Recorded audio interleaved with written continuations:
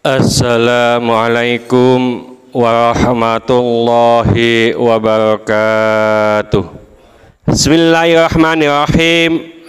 Iqra'ul Qur'ana, bacalah Al-Qur'an, wabtaghu bihi wajhallah ta'ala, dan carilah dengan membaca itu keridhaan Allah Subhanahu wa taala, min qabli, sebelum ayatiya qaumun, datang suatu kaum, yuqimunahu iqamatal qidhi, yang melepaskan anak panah, yata'ajjalunahu, yang mengharapkan dunia, wala yata'ajjalunahu, dan tidak mengharapkan akhirat.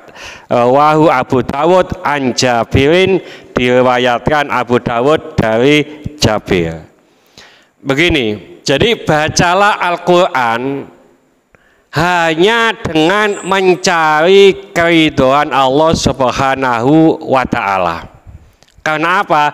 Disinyalir oleh Rasulullah, nanti suatu zaman itu ada orang yang membaca Al-Quran itu seperti orang yang melepaskan anak panah, qidhi, ya. Jadi qidhun itu anak panah yang belum dikasih lancip depan itu loh, belakangnya belum dikasih bulu, itu qidhun namanya, ya. Jadi lepasnya cepat sekali.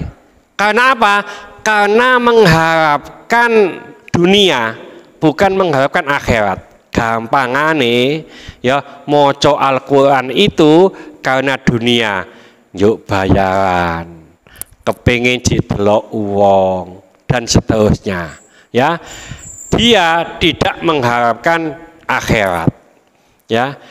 Memang untuk pengajaran, ya, itu yang boleh minta atau boleh mendapatkan bayaran itu hanya mengajar Al-Quran, Pak.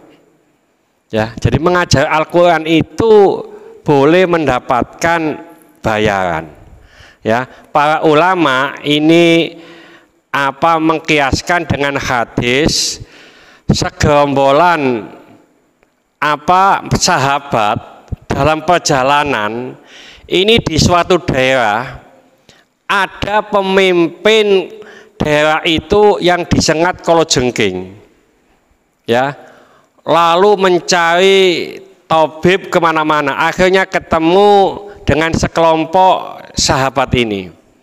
Nah, sahabat ini meruqyah, nambani dengan membaca Fatihah, ya. Jadi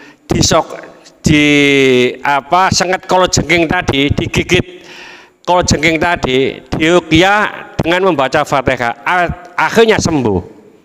Setelah sembuh, sekelompok sahabat ini dikasih kambing, Pak, hadiah kambing, ya. Nah, karena dikasih hadiah kambing ini, para sahabat ini selisih pendapat, ada yang mau, ada yang enggak. Loh, kamu mengajarkan Al-Quran kok minta gajian, minta bayaran? Oh, enggak apa-apa. Enggak, saya enggak mau. Begitu. Akhirnya dibawa ke Madinah, disampaikan kepada Rasulullah, ya, tentang hal ini, ya. Akhirnya Rasul mengatakan, kamu kok tahu kalau surat Al-Fatihah ini bisa untuk sebagai ruqyah? Ditanya begitu. Ya Rasulullah, ya. Terus saya dikasih kambing ini bagaimana, ya? Wes masaan aku njaluk pupu nih. Nah, akhirnya diperbolehkan. Jadi kita mengajar Al-Quran itu ada gajiannya, itu boleh. Yang lainnya tidak ada dasarnya, ya. Jadi ustadzah yang ngajar TPQ ini sangat berhak untuk mendapatkan bisyarah, gampangannya gitu, berbunga, ya. Nah, jangan sampai kita baca Al-Quran itu tidak mendapatkan keridhaan Allah Subhanahu wa taala. Terus ngapunten, Pak, ya, kita harus hati-hati sekali dalam membaca Al-Quran, ya. Jangan sampai kita salah dalam membacanya.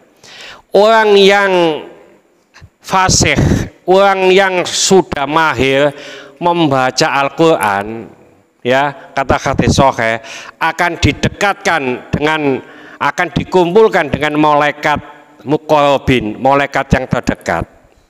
Lalu orang yang membaca Al-Quran tadakuk, si megap-megap, ya, artinya si ake pretotan begitu, itu mendapatkan 2 pahala, ya, pahala karena kesulitannya tadi, juga pahala membaca Al-Qur'annya. Jadi sing gak tapi iso maca Al-Qur'an ndak apa-apa, salah-salah titik ndak apa-apa, sing penting gak disengaja, ya, sing penting gak sengaja. Nah, itu baca Al-Qur'an itu harus tartil Qur'an tartila, harus tartil. Tartil itu menurut Sayyidina Ali itu adalah sesuai dengan kaidah ilmu tajwid. Bukan pelan, Pak. Tartil itu pelan, tidak. Menurut Imam Ali. Ya, kalau pelan tuh salah membacanya, umpamanya ya. Ulaika umpamanya bacanya begitu. Itu pelan, tapi salah. Tartil itu sesuai dengan kaidah ilmu tajwid. Nah, kalau umpamanya bacanya sembarangan, nah ini Al-Quran akan melaknat pembacanya.